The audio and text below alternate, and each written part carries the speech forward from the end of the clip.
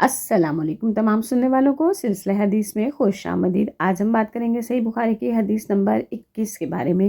اس حدیث مبارکہ میں نبی پاک صلی اللہ علیہ وآلہ وسلم نے 3 ایسی خصلتوں یعنی 3 ایسی عادتوں کے بارے میں بتایا ہے کہ اگر وہ کسی مسلمان میں پیدا ہو جائیں تو وہ ایمان کی مٹھاس کو پا لیتا ہے۔ ایمان کیا ہے؟ ایمان دراصل وہ نیک اعمال ہیں جن کے ذریعے ہم حقیقی مسلمان بنتے ہیں۔ مسلمان بننا یا دائرہ اسلام میں داخل ہونا، اس کے لیے ضروری ہے کہ اللہ پر، اس کے نبیوں پر، اس کی کتابوں پر، اس کے فرشتوں پر اور یوم آخرت پر ایمان لانا۔ یہ تو وہ بیسک چیزیں ہیں جن پر ایمان لائے بغیر ہرگز مسلمان بنا ہی نہیں جا سکتا۔ لیکن پھر آگے حقیقی اور اعلیٰ درجے کا مسلمان بننے کے لیے ہمیں ایمان کی مزید شاخوں کو، ان نیک اعمال کو جو اللہ اور اس کے نبی پاک صلی اللہ علیہ وآلہ وسلم کو پسند ہیں، ان کو اپنانا پڑے گا۔ اب سمجھیں ہم نے نیک اعمال کو بھی اپنا لیا، لیکن نیک اعمال اپنانے سے جو لذت، جو مٹھاس ہمیں اپنے ایمان کی محسوس ہونی چاہیے، وہ کس طرح حاصل ہو، اسی لذت کا، اسی دلی سکون کا اس حدیث مبارکہ میں ذکر کیا گیا ہے۔ تو چلیے آئیے چلتے ہیں حدیث مبارکہ کی طرف، اور پھر اس کے بعد حدیث مبارکہ کی مختصر وضاحت بھی بیان کی جائے گی۔ حدیث نمبر 21 حضرت انس رضی اللہ تعالیٰ عنہ سے روایت ہے۔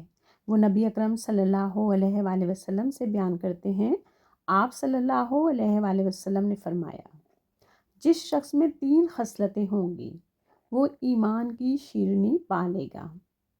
جس شخص کو اللہ اور اس کا رسول پوری دنیا سے زیادہ محبوب ہوں، اور جو شخص کسی بندے سے محبت کرے تو صرف اللہ کے لیے کرے، اور جو شخص کفر سے نکلنے کے بعد کفر کی طرف لوٹنے کو اس طرح برا سمجھے گویا اسے آگ میں ڈالا جا رہا ہو۔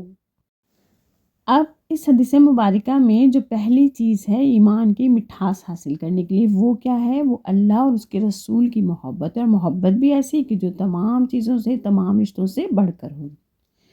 اللہ اور اس کے نبی پاک صلی اللہ علیہ وآلہ وسلم کی محبت کس طرح ہم اپنے دل میں پیدا کریں؟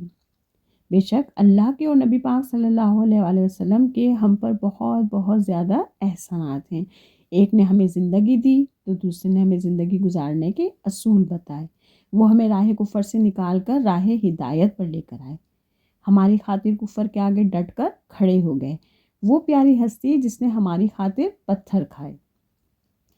ہم کیوں نہ ان کی محبت کو اپنی تمام دنیاوی محبتوں سے آگے رکھیں؟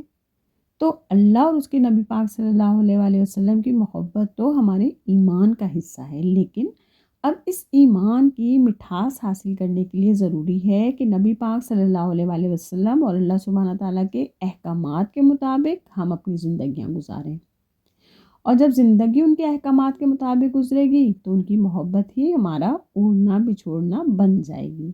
چل رہے ہیں، کھا رہے ہیں، پی رہے ہیں، کوئی بھی کام کر رہے ہیں، نبی کے تصور کے ساتھ، نبی پاک صلی اللہ علیہ وآلہ وسلم کی سنت کو لے کر چلیں گے تو خود بخود ہمارا نبی پاک صلی اللہ علیہ وآلہ وسلم سے محبت کا رشتہ بہت مضبوط ہو جائے گا۔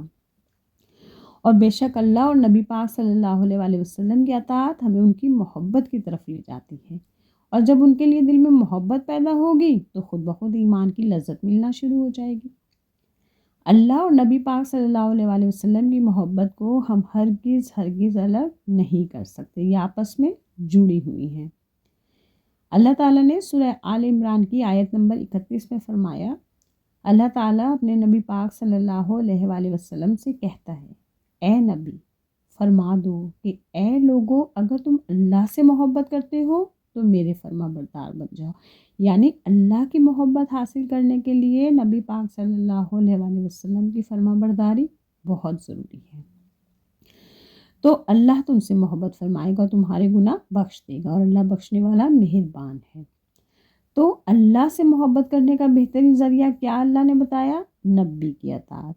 تو نبی پاک صلی اللہ علیہ وآلہ وسلم کی اطاعت در حقیقت اللہ اور نبی پاک صلی اللہ علیہ وآلہ وسلم کی محبت ہی ہے۔ اب اس حدیث مبارکہ میں ایمان کی مٹھاس حاصل کرنے کے لیے جو دوسری چیز بتائی گئی ہے وہ ہے جس شخص سے بھی محبت رکھی جائے صرف اللہ کے لیے محبت رکھی جائے۔ اب ہم کتنے ہی رشتوں سے محبت کرتے ہیں، جس میں ہمارے والدین آ گئے، ہمارے بہن بھائی آ گئے، ہمارے دوست، ہمارے بچے، ان سب کی محبت ایک جگہ۔ یہ وہ محبت ہے جو کسی نہ کسی سبب اللہ نے ہمارے دل میں پیدا کی، کیونکہ ہمارا ان سے اللہ پاک نے ایک رشتہ بنایا۔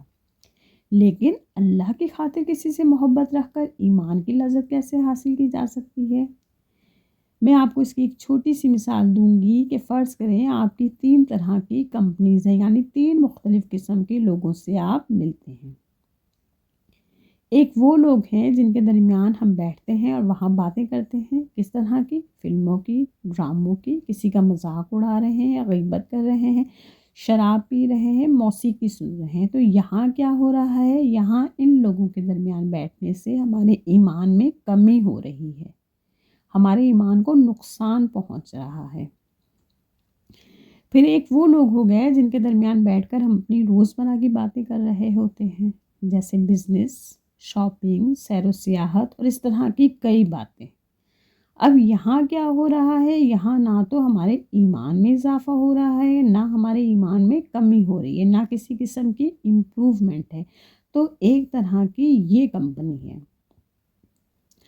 اب تیسرے قسم کے وہ لوگ ہیں جہاں صرف اللہ سبحانہ تعالیٰ کی باتیں ہو رہی ہیں، نبی پاک صلی اللہ علیہ وآلہ وسلم کے بارے میں باتیں کی جا رہی ہیں، تو یہاں دین کی باتیں ہو رہی ہیں، یعنی گفتگو کا محور کیا ہے؟ اللہ کی ذات۔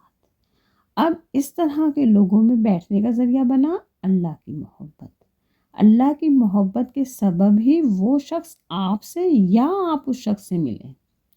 تو ایسے لوگوں کے درمیان بیٹھنے سے ایمان کا جو لیول ہے وہ ہائی ہوتا ہے، لہٰذا ایسے لوگوں کے درمیان بیٹھ کر ایمان کی صحیح لذت انسان حاصل کر لیتا ہے۔ اب تیسری چیز کون سی ایسی ہے جس کے کرنے سے ایمان کی لذت محسوس کی جا سکتی ہے؟ وہ ہے کفر میں لوٹ جانے کو ایسا برا خیال کرے جیسا کہ آگ میں گرائے جانے کو برا سمجھتا ہے۔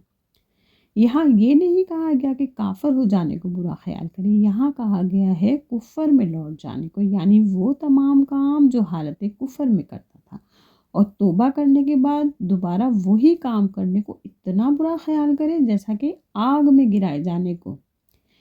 لہٰذا جب انسان تمام برے اور حرام اعمال سے انتہا درجے کی نفرت کرنے لگے اور ان سے دور رہے تو ایسا شخص ایمان کی صحیح لذت حاصل کر لیتا ہے۔ بس اللہ سبحانہ تعالیٰ سے یہی دعا ہے کہ اللہ پاک ہم سب کو دین سمجھنے کی اور دین پر عمل کرنے کی توفیق عطا فرمائے، آمین۔ اگر ویڈیو پسند آئے تو لائک اور صدقہ جاری کے طور پہ شیئر کرنا نہ بھولیے گا، اور اگر چینل پر نئے ہیں تو براہ مہربانی چینل کو سبسکرائب کرتے جائیے۔ اس کے ساتھ ہی اجازت دیجیے، انشاءاللہ پھر ملتے ہیں۔ اللہ حافظ۔